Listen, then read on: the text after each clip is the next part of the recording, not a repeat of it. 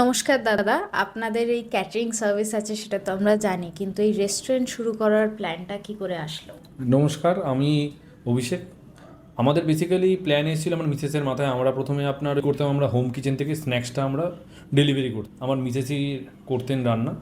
তো তারপর থেকে আমরা ঠিক করলাম যে আমরা তো করছি, এটা দেখা যাক না একবার চেষ্টা করি যে যদি ডেলিভারিটাও আমরা অনলাইন প্ল্যাটফর্মে করতে পারি। তো এখন তো আমরা অনলাইন প্ল্যাটফর্মে আছি, জোম্যাটো সুইগিতে আছি, আমরাও নিজেরাও ডেলিভারি করছি।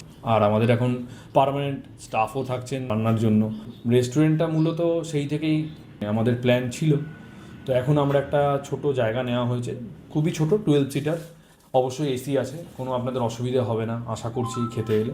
আর প্রাইসও আমরা চেষ্টা করেছি রিজনেবল রাখার, যতটা রিজনেবল রাখা যায়। আমরা মূলত এখানে আপনার মানে বেঙ্গলের ডিশেসগুলো আমরা রাখছি। সেখানে ইলিশ মাছ পাচ্ছেন, মাটন, চিকেন, ভেজ থালি, চিকেন থালি, মাটন থালি, আপনার ফিশ থালি সেগুলো থাকছে, পাবদা মাছ, পার্শে মাছ, ভেটকি মাছের পাতুরি। আর চাইনিজও কম বেশি আমাদের পাচ্ছেন।